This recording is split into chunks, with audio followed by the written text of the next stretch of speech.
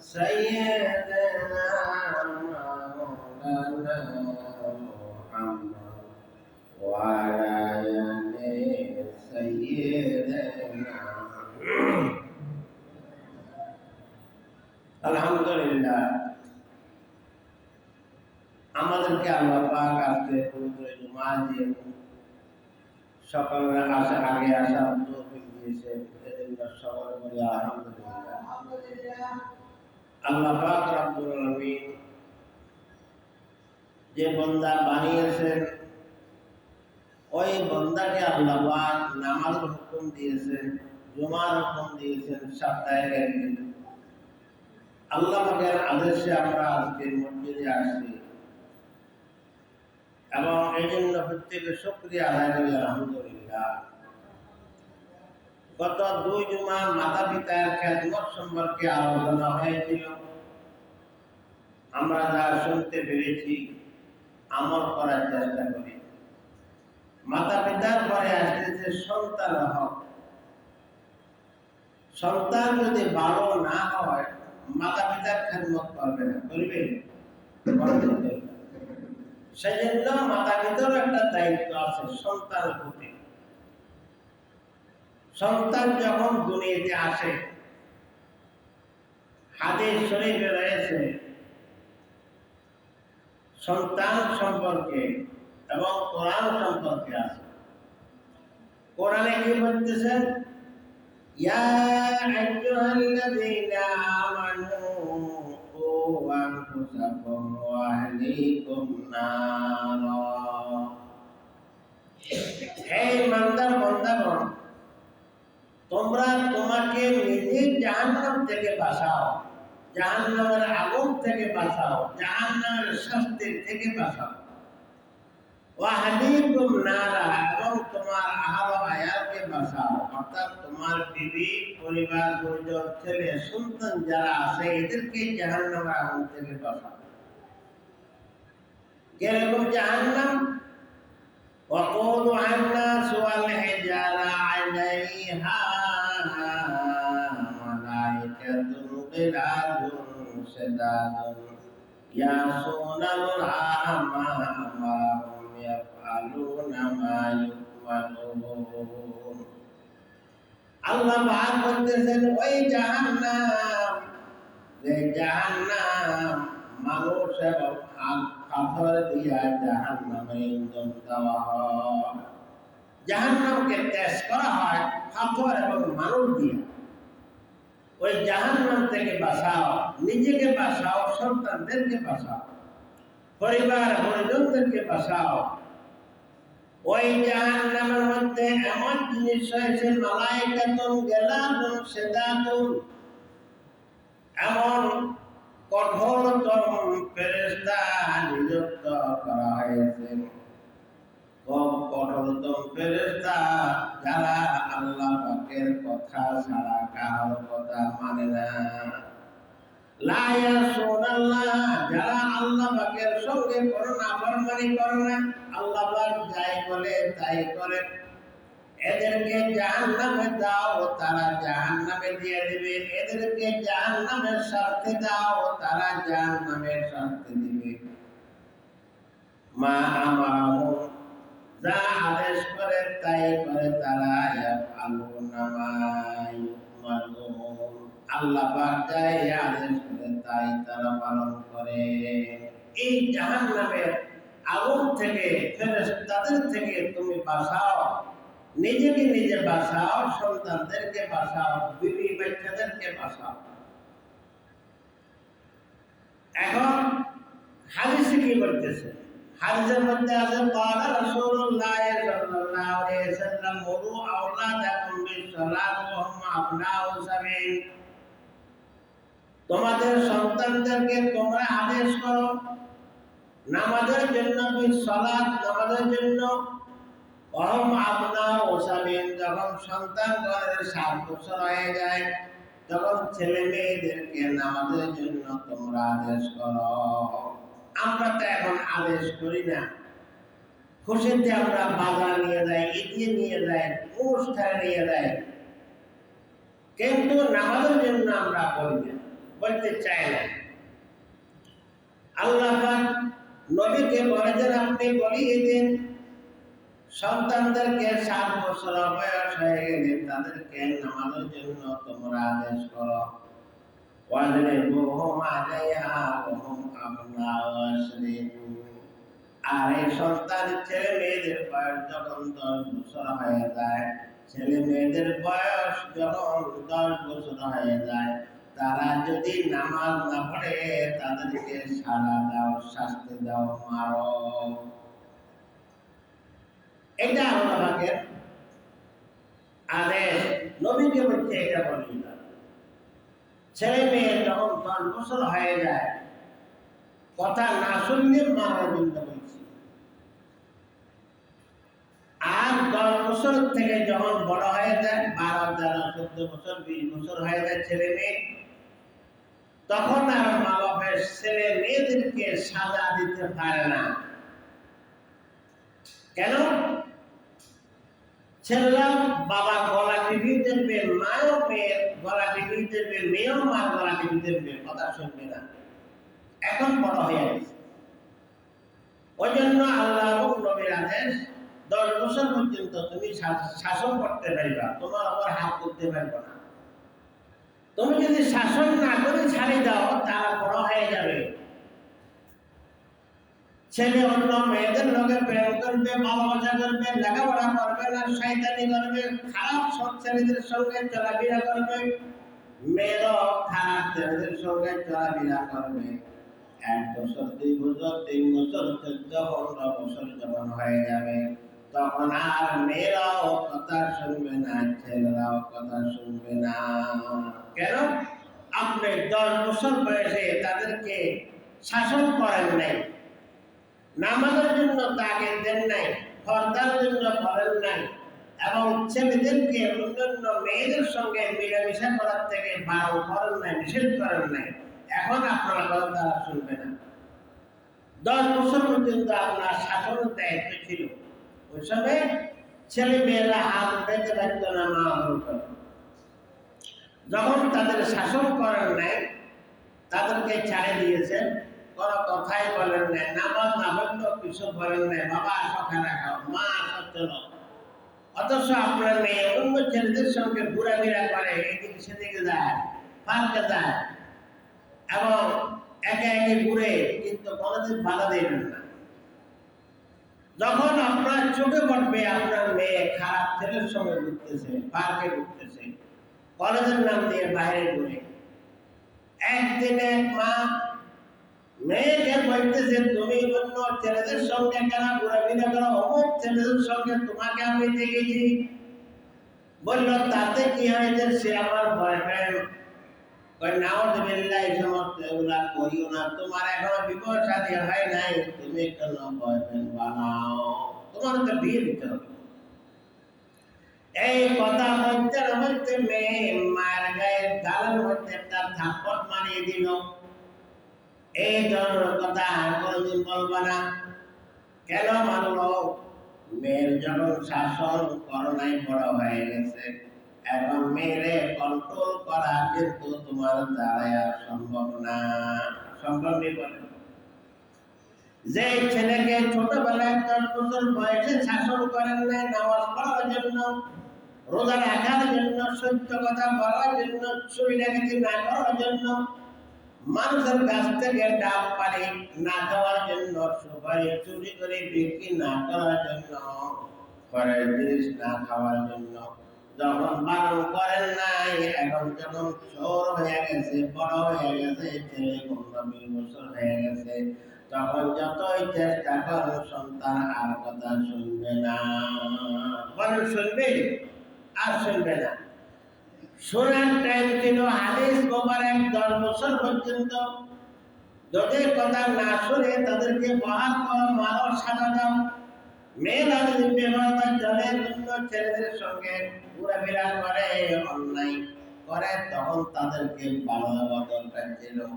এখন বাধা দেন নাই, যখন বড় হয়ে গেছে, এখন আর তারা কথা শুনবে না। এটাই কারা? মা বাবা। এই জন্য আল্লাহ রাসূল বলছে তোমার ছেলেদেরকে 7 বছরের নামাজের আদেশ করো, অর্থাৎ শুধু নামাজের নাম না, সব কাজ, ভালো কাজের আদেশ, অসৎ কাজের নিষেধ। সৎ সঙ্গে সর্ববার, অসৎ সঙ্গে সর্বনাশ। মেয়েদেরকে বাধা দেন নাই, যে ছেলের সঙ্গে যেখানে সেখানে চলিয়ে যায়।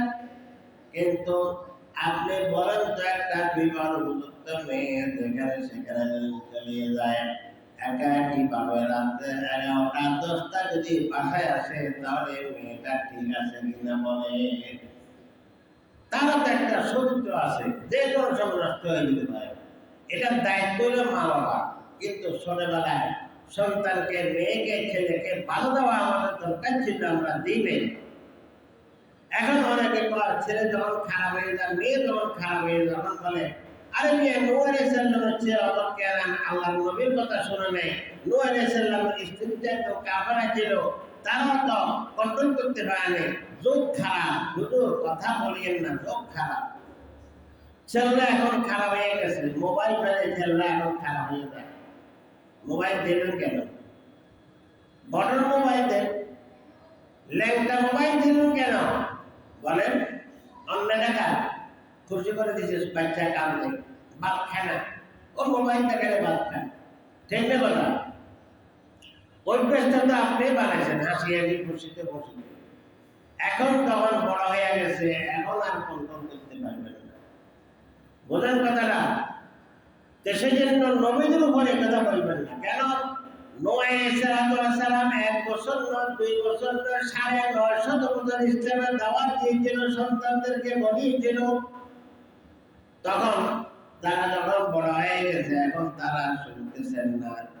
এখন আল্লাহ পাক কোরআন শরীফের মধ্যে বলতেছেন নূহ আলাইহিস সালামের ব্যাপারে, ক্বালা ইয়া নূহ ইন্নাহু লাইসা মিন আহলিক, হে নূহ তোমার এই সন্তান তোমার আহাল না, তোমার সন্তান না, তাকে ডাক দিও না।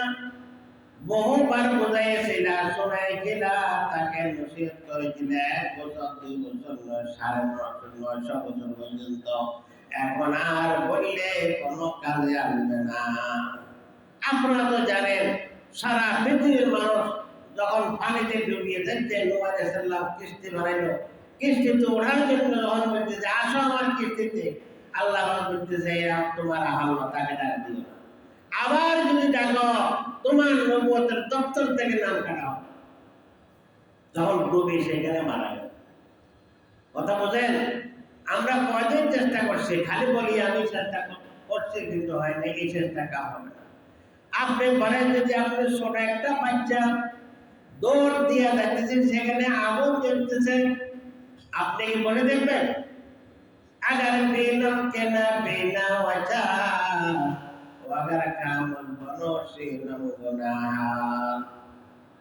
শুধু আপনার ছেলে না, আপনার মেয়ে না, যে কোনো সন্তান যদি আগুনের দিকে যাবাইতে করতেছে, যাইতে আছে ছোট একটা বাচ্চা, আপনি দেখার সাথে সাথে তাকে হাত ধরে তাকে দিবেন, আর দিবেন না সেদিকে যাও। যদি তুমি আগুনে জ্বলবে, অথবা সেই রাস্তা দিয়ে যদি যাও, তোমাকে বেঙ্গলে কামড়াবে। বেঙ্গলের বাসা এখন বাংলা হয়েছে, বল্লার বাসা বাংলা হয়েছে, সেদিকে যাইবে না, তোমাকে কামড় দিবে, সে তো বোঝে না।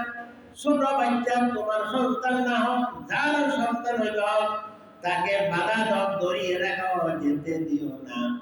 এটা হলো নিয়ম। যদি যেতে দাও তাহলে তোমার গুনাহ হবে, গুনাহ হবে না? আর যদি আপনার নিজের সন্তান হয়, দেখেন সে যাচ্ছে আগুনের দিকে, তাহলে আপনি তাকে বারণ করবেন। তাও যদি না শুনেন, তাহলে অন্য লোককে বারণ দেবেন, এই সন্তানটাকে তোমরা বাঁধিয়ে রাখো, যেতে দিও না। সেখানে গেলে সে মারা যাবে। এখন বলেন, জাহান্নামের আগুনে সেখানে জ্বলতে হবে, আগুনের মধ্যে। আল্লাহ পাক যে জাহান্নাম বানিয়েছেন, মানুষ যদি নামাজ না পড়ে, পর্দা না করে, খোদার হক না মানে, সত্য কথা না বলে, মিথ্যা কথা বলে, চুরি ডাকাতি করে, তার আযাবকে জাহান্নাম রেখেছে। জাহান্নামে না ধরার জন্য আমি কত দূর চেষ্টা করছি, কোন চেষ্টা করিনি। মেয়ে ঘুমাইতে আছে, বাবা নামাজ পড়ে, তসবিহ পড়ে, তাই পড়ে, মসজিদে গিয়ে আগের কাতায় নামাজ পড়তেছে। কিন্তু তার মেয়ের পর্দা নাই, ছেলের কোনো নামাজ নাই, কিচ্ছু না, বিভিন্ন তোলে নামাজ হবে কিনা আপনি বলেন? কিছুতে হবে না। সে প্রথমে ঘরের দায়িত্ব সে পালন করতে হবে। নিজের বিবিকে জিজ্ঞাসা করতে হবে নামাজ পড়ছে কিনা, নিজের মেয়েকে জিজ্ঞাসা করতে হবে নামাজ পড়ছে কিনা, ছেলেকে জিজ্ঞাসা করতে হবে নামাজ পড়তে কিনা। যদি সে নামাজ না পড়ে তাকে মারো। 10 বছর এই উপরে উঠলে মারার জন্য বললে কেন? ছেলে সাহস বাড়ে গেছে, এখন তোমাকে উল্টা মারবে, মারবে কিনা? 12, 13, 14 বছর হয়ে গেলে ছেলে তো এখন বড় হয়ে গেছে, বাবার হাত ধরে ফেলবে, মায়ের হাত ধরে ফেলবো মেয়ে। সেই জন্য আল্লাহ নবী বলছে 10 বছর বয়সে তোমরা সাজা দাও, শাস্তি দাও, তখন তোমার কন্ট্রোলে দেখবে। 10 বছর উপরে চলে গেলে কন্ট্রোলে আর থাকবে না। বুঝলেন কথাটা? তো সেই জন্য ইসমাইল সম্পর্কে বলতেছে আল্লাহ নবী ওয়াকানা ইয়ামুরু আহলাহু বিসসালাতি ওয়াজ যাকাত। ইসমাইল আলাইহিস সালাম নিজের আহল ওয়ায়াতদেরকে নামাজ এবং যাকাতের সম্পর্কে আদেশ দিয়েছিলেন, হুকুম দিয়েছিলেন, নসিহত করেছিলেন। ইয়াকুব আলাইহিস সালাম বলে আল্লাহ পাক কোরআনের মধ্যে বলতেছে আম কুনতুম শুহাদা ইয হাদারা ইয়াকুবাল মাউত قال لبنيه ما تعبدون من بعدي قالوا نعبد إلهك وإله آبائك إبراهيم وإسماعيل أن طهر بيتي إلهك। ইয়াকুব আলাইহিস সালাম মৃত্যুর সময় সন্তানদেরকে ডাকে বলল আমার মৃত্যুর পরে তোমরা কাকে মানবা? তখন তারা বলতে বলতে আপনার খোদাকে আমরা মানবো, ইব্রাহিম, ইসমাইল, ঈসা, এই নবীদের খোদা যে ছিল ওই নবীদের খোদা আমরা মেনে চলবো। তারা এইভাবে আদেশ দিয়েছিল। আমাদের সন্তান যখন হয় আমাদের দায়িত্বটা কি? ডান কানে আযান দেওয়া, বাম কানে একামত দেওয়া। আল্লাহু আকবার, আল্লাহু আকবার, আল্লাহ সবচেয়ে বড় কানের মধ্যে ঢুকে দিবেন। হাসপাতালে বাচ্চা হয়েছে, আপনার আযান দেওয়ার কোনো হুজুর নেই, হুজুরের দরকার নেই। যে মেয়ে নাকি বাচ্চা ধরছে রাত্রে সেও আল্লাহু আকবার আল্লাহু আকবার বলতে পারে, সেও কানের মধ্যে আযান দিতে হবে, মাইকে দিলেও হবে, মানে কানের মধ্যে আওয়াজটা শোনাইতে হবে। আল্লাহ সবচেয়ে বড়। ওই কারণে যে কোনো সময় ওই সন্তানকে আল্লাহ তাআলা হেদায়েত দিবে। আল্লাহর নামটা প্রথমে ঢুকতে হবে, না ঢুকলে কেমনে হেদায়েত দিবে না? এই জন্য হাদিসের মধ্যে আছে আল বালাউ মারতাহিনা, সন্তান যখন হয়ে থাকে ওই সন্তানের ব্যাপারে বলে যে আল্লাহ পাকের দরবার ওই সন্তান বন্ধক আছে। আপনার একটা সন্তান ছেলে বা মেয়ে দুনিয়াতে হয়েছে, এটা এমনি এমনি আসে নাই। আল্লাহ মেহেরবাড়িতে একটা ফুটফুটের ছাদের মতো একটা ছেলে বা মেয়ে আপনাকে দান করছে। আপনি হাতে বানান নাই, অর্ডার করে আনেন নাই, আনছেন নি? এটা আল্লাহ পাক দিয়েছে, আল্লাহ পাকের কাছে বন্ধক আছে। সেই জন্য হাদিসে বলতেছেন বিআকিকাতিহি ওয়া ইউতবাউ আনহু ইয়াওমা সাবিআ ওয়া ইউসাম্মা ওয়া ইয়ালুকু রাসাহু। তিরমিজি শরীফ 1505 নম্বর গ্রন্থের মধ্যে এই হাদিসটা উল্লেখ আছে। তোমার সন্তান যখন হয়ে থাকে, মেয়ে হলে একটা ছাগল বা খাসি, ছেলে হলে 2টা, আর গরুর মধ্যে 2 নাম দাও, ছেলে হলে মেয়ে হলে 1 নাম দাও। যদি তোমার তৌফিক না থাকে তাহলে একটা একটা দিলেও কোনো অসুবিধা নাই। কারণ হযরত হোসেন যখন দুনিয়াতে আসে, আল্লাহ নবী হযরত আলী একটা ছাগল দিয়েছিল, ওই সময় তৌফিক কম ছিল। আর হাসান যখন হয়েছে তখন 2টা দিয়েছিল, তখন তার কাছে তৌফিক ছিল। সেই জন্য আপনাদেরকে বলতেছি, আপনাদের ছেলে হোক মেয়ে হোক, 7 দিনের সময় নাম রাখবেন। 7 দিন হয়ে গেলে আগে করবেন, 7 দিন না হলে 14 দিন, 14 দিন না হলে 321 দিন। এইভাবে যদি আপনাদের সময় তৌফিক হয়, সেই সময় আপনি যে কোনো সময় আকিকা দিতে হবে। আল্লাহর তরফ থেকে বন্ধকটা ছুটাবেন। সেটা কি? মানুষের বড় না, কোন একটা বিপদ পড়লে একটা খাসি ছাগল লিঙ্গা দিয়ে দেয় মানুষ হাতে, হয় না? কেন? এটা আল্লাহ পাক আপনাকে একটা সন্তান দান করছেন। এই সন্তানটাকে আল্লাহ পাক থেকে আপনি নিয়ে নেন, একটা ছাগল দিয়া কোরবানি করি বা একটা লিঙ্গা দিয়া, জানের বদলা দান করো না মানুষের। কয় না কথাটা? এটা আল্লাহ পাক আপনাকে একটা সন্তান দিয়েছে, আপনি সন্তান বানাইতে পারেন নাই, এই জন্য একটা জান খাইছেন, ওই জানের পরিবর্তে একটা জান দিয়ে দেন। কথা আপনারা বুঝে আসছে জিনিসটা? কেন আকিকা করা হয়? এই জন্য আকিকা দিয়ে দেবেন। আকিকা বস্তু নিজেও খেতে পারবেন, সবাইকে খাওয়াতে পারবেন, আর তার একটা সুন্দর নাম রাখবেন।